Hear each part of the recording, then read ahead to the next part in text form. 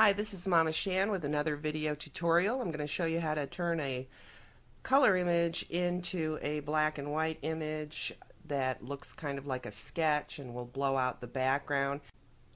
And I'd like to thank Maverick Photography for use of the image and also the tutorial request. So this is what we're kind of aiming for. This is done on a little bit higher resolution image than the one I'm working with here, but we're going to start out with the color image and get our layers palette over here and just duplicate the background layer. So I'm going to use a lot of shortcuts in this tutorial just to emphasize how quickly you can do this. So Control J to copy on a PC, that would be Command J on a Macintosh, and then desaturate this copy layer by pressing Shift Control U on a PC, Shift Command U on a Macintosh. And then we're going to duplicate this layer again. So just press Control J on a PC, Command J on a Macintosh. Now this top layer that we've created, we're going to change its blending mode from normal to color dodge. So select color dodge down here. And we're going to invert it. Control I on a PC, Command I on a Macintosh. Your window will look totally white or almost totally white. Then we're going to go to the filter menu to blur and go to Gaussian blur. You can use a variety of these blurs to do this. This is the basic concept. This one's going to do it the quickest. And let me bring this all the way down to a 0 radius and start bringing it in for you. You can see that when you dial this in, you're getting kind of just pencil outlines at this point, but what we want to do is we want to go for the tone, like rubbed graphite. So I'm going to give it a high amount of Gaussian blur and click OK. Now the next thing I'm going to do is add a levels adjustment layer. Come down to the bottom of the layers palette and click on the black and white circle icon and just choose levels. I'm going to bring that up over here, and I'm going to take the gamma slider. I'm going to brighten it just a little bit. So you take the middle gamma slider under the input levels and push it over to the left. Now don't worry, there's some areas here that are more blown out than others. We're going to bring back that detail in a second, and I'm going to show you how. I'm going to click OK. Now I'm going to click back on the layer 1 copy layer here because I want to bring some detail back into the hat area. So grab a soft round airbrush, click on your brush tool from the toolbox, then go up to the options bar and click on that downward triangle, and you can scroll to see the styles of brushes that are in Photoshop by default, and you want to scroll down to the airbrush type style. These are my favorite type brushes. And also on the options for the opacity for the brush, we're going to take it down a notch, maybe around 12% to start off with. Now this is a layer that is in color dodge mode. So when we paint with black on it, it's going to make things darker. When we paint with white on it, it's going to make things lighter, of course. Now I have black as the foreground color, and if I wanted to put more detail around that nose, I'm just going to click, just one little click, and I've got more detail around that nose.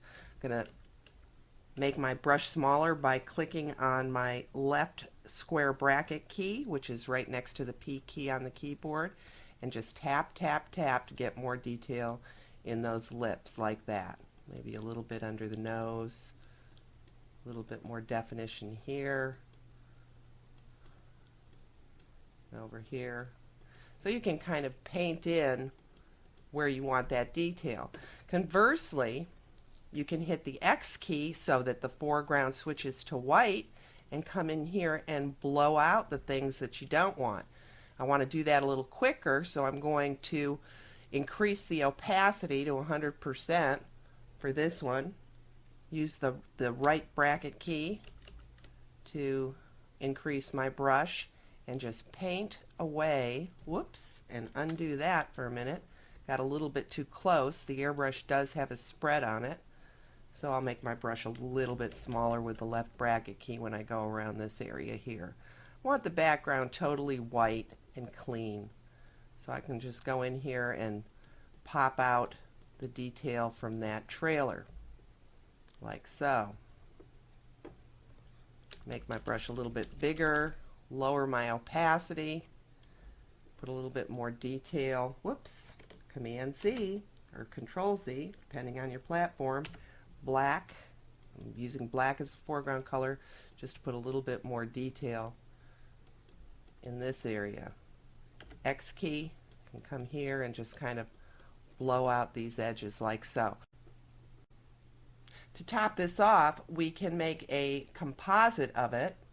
Let me just add a little bit more detail over here. It looks a little too burnt out. We can make a composite of it or just flatten it. I'm going to make a duplicate actually. Just go Image, Duplicate, and use the Duplicate Merge Layers Only and click OK. So now I have two documents. One's flattened, see just one background layer. If I click on this one to highlight it, I've got layers. Now I'm flattening this so that I can add some sharpening to it. Now once you've flattened it, you know, the dodge and burn thing isn't going to work. So if you look at this and say, oh, I wanted more detail in the hat, you need to come back to your original and click back on that dodge burn layer and just tap in more detail there by clicking on that. Let me get that opacity up. That. There we go. Take this down a bit.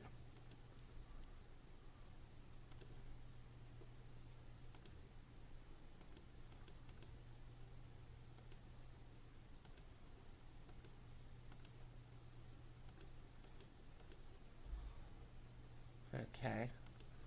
So now I'm going to just toss this one and not save it, and I'm going to make another image, duplicate, merge layers. Only I'm doing this because I'm going to add some sharpening to it, and that needs to be on a flattened layer or background. So go under Filter, Sharpen, USM, and this is going to really make it kind of pop. And the settings in here, you're just going to have to play with them. What you're looking for is a higher amount, a small radius, and you might want to play around with the threshold a little bit, but I kind of like the grain showing up here, so I'm going to leave that at 0 and about like that, 98, radius of 1.2, so it gives you kind of a pencil-y type of effect. Well, that's it for this tutorial. Enjoy.